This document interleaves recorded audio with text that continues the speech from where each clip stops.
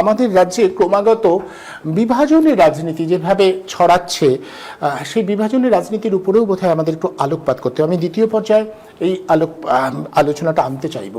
বারবার করে আমরা যেটা দেখলাম যে কিছুদিন আগে মুর্শিদাবাদ যে ঘটনাটা ঘটলো, তার বিভিন্ন ফ্যাক্ট ফাইন্ডিংয়ে যা উঠে আসছে তাতে বোঝা যাচ্ছে প্রশাসন কোথাও নিষ্ক্রিয় হয়ে যাচ্ছে, প্রশাসন নিষ্ক্রিয় হয়ে ঘটনাটা ঘটছে। আমরা মহেশতলায় কি দেখলাম, একেবারে পরিষ্কার প্রথম দিন যে ঘটনাটা ঘটেছে, আমাদের ওখানকার যে প্রতিনিধি তিনি বলছেন এবং বিভিন্ন জনের সঙ্গে কথা বলে আমি যেটা জেনেছি, কিচ্ছু না, এটা কোনো রকম সাম্প্রদায়িক বিষয়ই নয়, অথচ সেটাকে সাম্প্রদায়িকতায় সেভাবে নিয়ে যাবার চেষ্টা করা হলো।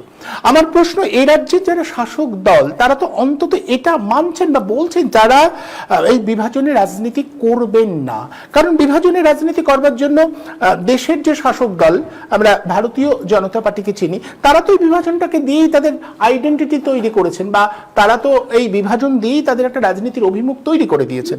কিন্তু অন্যরা কেন করছেন, কেন এই বিভাজনের রাজনীতিটাকে এ রাজ্যের শাসক দল আটকাতে পারছে না?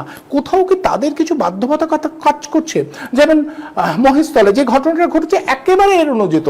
একটা ফলওয়ালা, সে তার ফল বিক্রি করত, সেই জায়গাতে সে ঈদের জন্য বাড়িতে গেছে, এসে সে দেখছে কিছু কংক্রিটের ইয়ে তৈরি করা হয়েছে এবং তাকে তার উপরে তুলসী মঞ্চ তৈরি করা হয়েছে। স্বাভাবিকভাবে তার ব্যবসার প্রয়োজন, সে সেই তুলসী মঞ্চটাকে সরিয়ে তার ব্যবসার জায়গাটা নিশ্চিত করতে চাইছিল। এটাকে কেন্দ্র করেই গন্ডগোল, এবং পুলিশ প্রশাসন কি জানতো না? একেবারে আমি জানি ওই এলাকার ভৌগোলিক বিষয়টা সম্পর্কেও আমার ধারণা আছে যে রবীন্দ্রনগর থানা তার পাশেই হচ্ছে ফটক বাজার।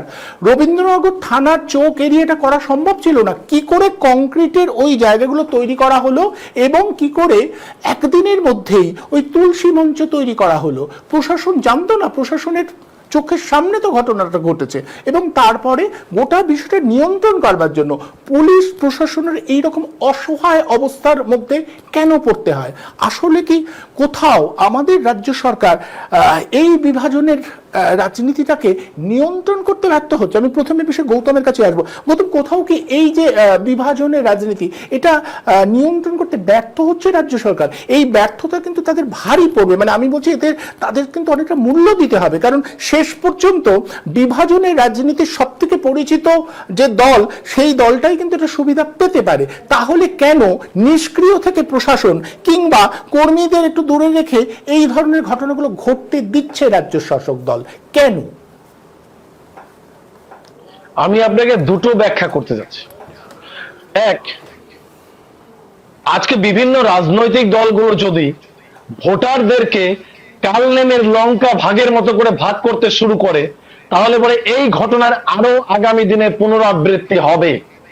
কারণ কোন একটি রাজনৈতিক দল মনে করছে মোট ভোটারের 40% ভোটার আমার দখলে আছে, আর কোন একটি রাজনৈতিক দল মনে করছে বাকি 60%-এর মধ্যে আমি যদি 50% ভোট আমার দিকে নিয়ে নিতে পারি তাহলে পরে আমার জয় অনিবার্য।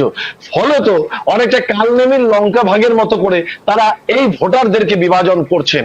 2026 সালের বিধানসভা নির্বাচনের আগে এই ধরনের ধর্মান্ধতা যদি রাজনৈতিক দলগুলোকে সরিয়ে না রাখতে পারে তাহলে পরে এই ঘটনার আরো পুনরাবৃত্তি হতে পারে। আমাদের দুঃখ অন্যখানে, আমাদের যন্ত্রণাটা হচ্ছে পুলিশ প্রশাসনকে এখানে অনেক বেশি দায়িত্বপূর্ণ এবং নিরপেক্ষ হতে হবে।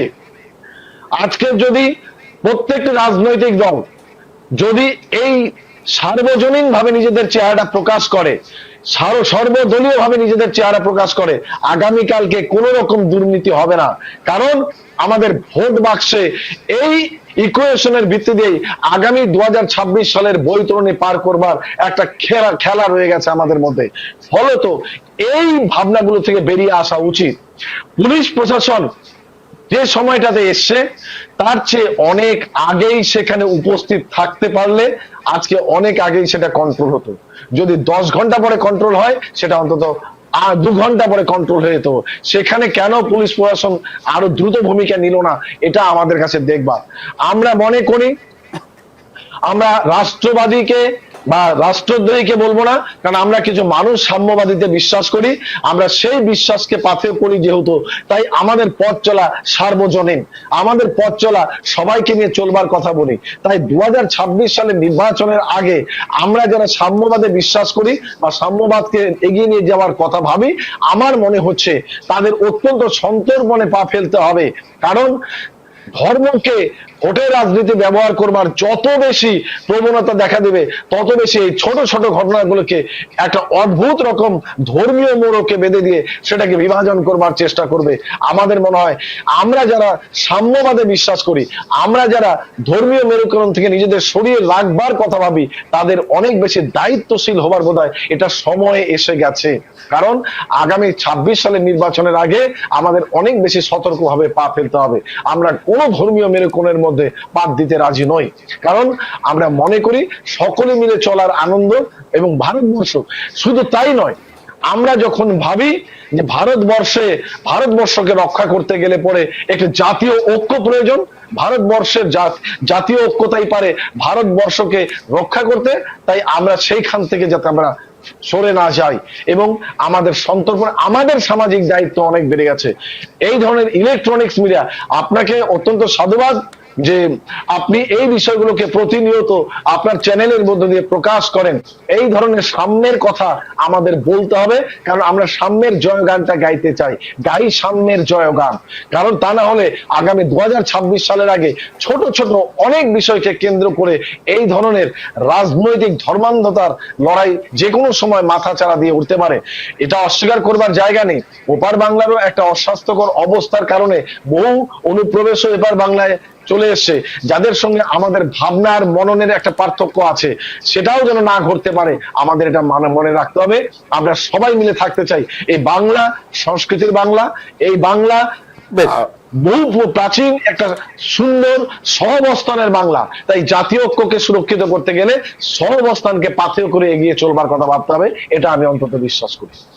বেশ, আমি মিস্টার শেখের কাছে আসবো। মিস্টার শেখ, আপনার কাছে আমার জিজ্ঞাসা, আপনি দীর্ঘদিন সরকারি চাকরিতে ছিলেন।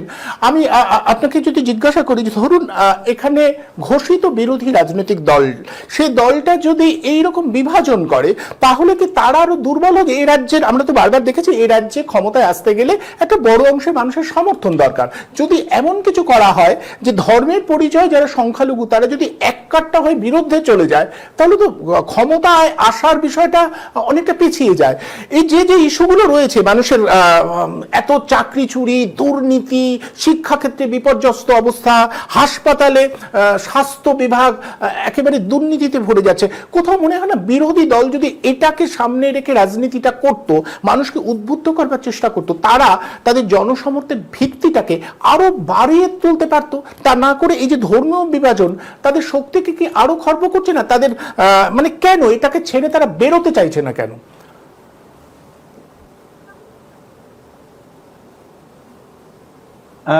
অত্যন্ত সেনসিটিভ ইস্যু তো এটা তুলেছেন আপনি, কিন্তু এটা আলোচনা হওয়া দরকার আছে। গণপরিসরে এই ধরনের আলোচনাগুলো করার যথেষ্ট প্রয়োজন আছে। আমি মহেশতলা প্রসঙ্গেই বলি, একদম খুব সরাসরি বলছি, যে ছেলেটি বা যে মানুষটি ওখানে ফল বিক্রি করতেন, সে ওই তুলসী মঞ্চ গাঁথার আগের দিনই ফল বেচতে এসেছিল, আগে ওখানে তুলসী মঞ্চ ছিল, ব্যাপারটা তো তা নয়।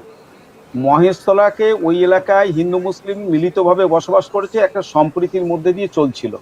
সেই ছেলেটিও ব্যবসা করছিল, সে ঘুরে এসে দেখলো তার জায়গাটাকে অন্যভাবে দখল হয়ে গেছে। প্রশ্ন হলো এতদিন হলো না, হঠাৎ করে এটা হলো কেন? কে করলেন, কারা করছেন? তার মানে হচ্ছে যে রাজনৈতিক দলগুলো আমাদের দেশের ক্ষেত্রে বর্তমানে যারা রাজ্যে এবং দেশের ক্ষেত্রে রয়েছে, রাজনৈতিক দলগুলো এখন যা তাদের হচ্ছে যে গণতান্ত্রিক পরিসরে লড়াই করার যে কৌশলটা হচ্ছে, উন্নয়ন এবং হচ্ছে রাজনৈতিক আদর্শ নিয়ে মানুষের কাছে তারা যেতে পারছে না। তারা যাচ্ছে মানুষকে আমি ক্যাচ করব, মানুষকে আমি ধরবো, ভোটারকে ধরবো ধর্মীয় মেরুকরণের মধ্যে দিয়ে। ফলে এই যে রাজনৈতিক আদর্শ, মতাদর্শ, উন্নয়ন, এগুলোকে জলাঞ্জলি দিয়ে এগুলো তাদের বিক্রি করার আর ক্ষমতা নেই, তাদের কাছে নেই এগুলো। যার ফলে সে মানুষগুলোকে ধর্মীয় মেরুকরণের মধ্যে দিয়ে নিজের পকেটে টানতে চাইছে। এইবার শেষে যে আপনি একটা কথা বললেন যে বিরোধী দল, ধরুন প্রকাশ্যে, মানে বিরোধী দল, আমি খুব নাম করেই বলছি, বিজেপি নেতৃত্ব, রাজ্য নেতৃত্ব একাংশ আছে যারা প্রকাশ্যে তারা সংবিধান বিরোধী কথা বলছেন, তারা সাম্প্রদায়িক দাঙ্গা লাগানোর কথা বলছেন, উস্কানিমূলক কথা বলছেন। এইটা জেনেও সরকারের যে প্রশাসন, পুলিশ বা যারা আইন ভাঙছে, যারা বিরোধী দল, বিশেষ করে বিজেপির যে লোকগুলো আইন ভাঙছে, তাদের কাছে অ্যারেস্ট করা, সংবিধান বিরোধী কাজের জন্য পুলিশে অ্যাকশন নেওয়া, এটা করা হচ্ছে না কেন? দ্যাট মিনস তারাও ভয় খাচ্ছেন যে আমি যদি এই জায়গাটায় হাত দিতে যাই, আমি যদি বিজেপির নেতৃত্বের গায়ে হাত দিই, তাহলে আমার কাছে কি হিন্দু ভোটটা চলে যাবে? আবার আমি যদি মুসলিমদের উপর অন্যরকম বেঁকে যাই, তাহলে কি মুসলিম ভোটটা আমার চলে যাবে? ফলে উন্নয়নের ক্ষেত্রে, মাপকাঠির ক্ষেত্রে মানুষের চাকরি বাকরি, শিল্প কারখানা, জিনিসপত্রের দাম বৃদ্ধি, এগুলো ইস্যু নয়। ইস্যু হচ্ছে হিন্দু আমার কাছে থাকবে কিনা, মুসলিম আমার কাছে থাকবে কিনা, তাকে ধরে আনতে গেলে কাছে এখন হচ্ছে ইস্যু। এটা খুব দুর্ভাগ্য, আমাদের দুর্ভাগ্য যে একটা সার্বভৌম, একটা ধর্মনিরপেক্ষ রাষ্ট্রের ক্ষেত্রে এইগুলো ভেঙে চুরমার করে দিয়ে রাজনৈতিক দলগুলো, শাসক শ্রেণী, বিরোধী, সবাই এই কাজগুলোর মদত দিচ্ছে। আমাদের এখানে যারা বিরোধী তারা এটাও করছেন, এবং শাসক শ্রেণীর এখানেও যারা রাজ্য প্রশাসনে রয়েছেন তাদের মধ্যেও কখনো কখনো দেখা যাচ্ছে এক একটা বিশেষ গোষ্ঠীর দিকে বিশেষ ঝুঁকে পড়া। এটা বাঞ্ছনীয় নয়। এটা গেল এক। দ্বিতীয় কথা, একটা আপনি যেটা বলছিলেন যে যেটা একটু আগে উল্লেখ করলেন যে হচ্ছে পুলিশ প্রশাসনের ভূমিকা নিয়ে আর কি।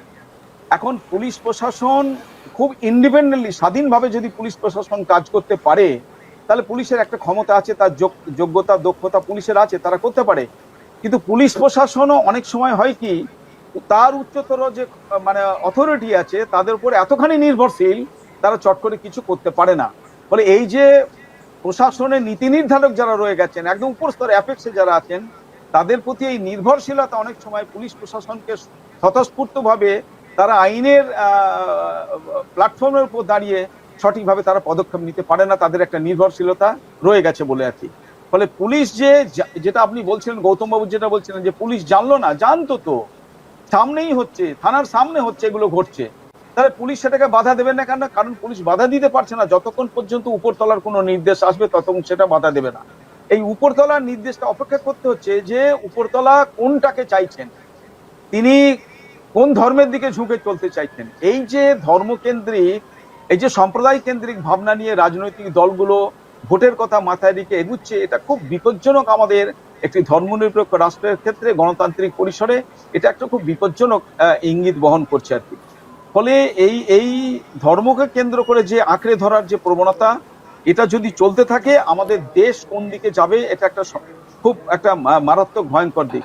আমি শেষ কথা একটি বলে শেষ করছি, সেটা হচ্ছে আপনি যদি রাজনৈতিক দলগুলোকে তুলে নেন, যারা এই ধর্মকে কেন্দ্র করে রাজনৈতিক ইস্যুগুলো ছড়াচ্ছে, এদেরকে যদি তুলে নেন, আপনি পশ্চিমবাংলার, ভারতবর্ষের অন্য প্রান্তের কথা ছেড়ে দিলাম, পশ্চিমবাংলায় কোনোদিন গ্রামের মানুষ, শহরের মানুষ কোনোদিন দাঙ্গা করতে, নিজে নিজে দাঙ্গা করতে গেছে? এক ঘাটে এক মাঠে চাষবাস করছে, খাচ্ছে দাচ্ছে, বাজার করছে, এক রেশনের দোকানে মাল তুলছে, বাজারে গিয়ে বাজার করছে, একজন মুসলিম বিক্রি করছে, হিন্দু কিনছে, হিন্দু বিক্রি করছে, মুসলিম করছে, একই হোটেলে খাওয়া দাওয়া করছে, হিন্দু হোটেল কি মুসলিম হোটেল, যে যার পছন্দের সেখানে খাওয়া দাওয়া করছে, কোনো গোলমাল নেই। কিন্তু এইগুলোকে পলিটিক্যাল মাস্টাররা এইগুলোকে বিভাজন করে দিচ্ছে। ফলে আমাদের সাধারণ মানুষের দায়িত্ব হচ্ছে, এইগুলোকে সাধারণ মানুষের সেই বোধ শক্তিটা নেই, তারা বিচার বিশ্লেষণ করতে পারে না। কেন ফেসবুকে যখন দেখা যাচ্ছে কোন একটা মুসলিম মানুষ অত্যাচারিত হয়েছে, সেখানে দেখা যাচ্ছে অনেক হিন্দু মানুষ তাতে অঢেল তাকে মানে লাইক করে যাচ্ছেন। কোথাও একটা মুসলিম হিন্দু মানুষ যখন অত্যাচারিত হচ্ছেন, তখন দেখা যাচ্ছে বা কিছু অঘটন ঘটছে যেটা হিন্দুর এগেনস্টে যাচ্ছে, সেখানে মুসলিমরা সেখানে আল্লাহু আকবার, নারায়ে তাকবীর বলে তারাও অসংখ্য লাইক করে দিচ্ছে। What is this? একদম খুব তাৎপর্যপূর্ণ কথা। আমি নিশ্চয়ই এই বিষয়টা নিয়ে একদিন পুরো আলোচনায় আসবো, যে সত্যি খুব রাজনৈতিক দলগুলো না থাকলে আমাদের সাধারণ মানুষের মধ্যে সম্প্রীতির বলয়টা ছিল, আছে এবং থাকবেও। এই বিষয়টা খুব তাৎপর্যপূর্ণ। গৌতম, এক কথা বলতে হবে, আমার সময় একদম শেষ। আপনি কিছু বলতে চাইছিলেন গৌতম? আমি শুধু এইটুকুনি বলবো যে একটা কোড আনকোড একটা কথা দিয়ে, যে দারোগাবু গ্রামে এসছেন শান্তি রক্ষা করতে, চোর চরিত্রহীন বদমাস মাতালদের ধরতে। চাঁদু মাস্টার প্রশ্ন করেছিলেন, চিৎকার করে মিথ্যার গর্ভে মুখ লুকোবেন না, জোর গলায় বলুন তো সাধারণ মানুষের মনে কতটুকু শান্তি আপনারা দিতে পেরেছেন? আমি বলছি না, আজকে 40 বছর আগে ভৈরব গঙ্গোপাধ্যায় তার অচল পয়সা যাত্রায় বলেছিলেন, যেটা আজকেও তার ক্রমানুসারে পরম্পরা চলছে। এই দৃশ্যটাই আমাদের চোখের ক্লান্তি বাড়াচ্ছে, শ্রান্তি দিচ্ছে না। আপনাদের দুজনকে অনেক অনেক ধন্যবাদ আপনাদের মূল্যবান বক্তব্যের জন্য। ধন্যবাদ আপনাদেরও যারা এতক্ষণ আমাদের সঙ্গে ছিলেন, আমাদের কথা শুনলেন। আমরা বারবার এই বিষয়গুলোকে সামনে আনবো, আমরা আলোচনার একটা অন্য প্রেক্ষিত তৈরি করব বারবার, কারণ আমাদের মনে হয় এই বিষয়গুলো সাধারণ মানুষের কাছে নিয়ে যাওয়াটা খুব জরুরি। আপনাদের আবারও ধন্যবাদ। ধন্যবাদ যারা আমাদের সঙ্গে এতক্ষণ ছিলেন। আমরা এই ধরনের ভিন্নমুখী আলোচনা চালিয়ে যেতে বদ্ধপরিকর এবং দায়বদ্ধ।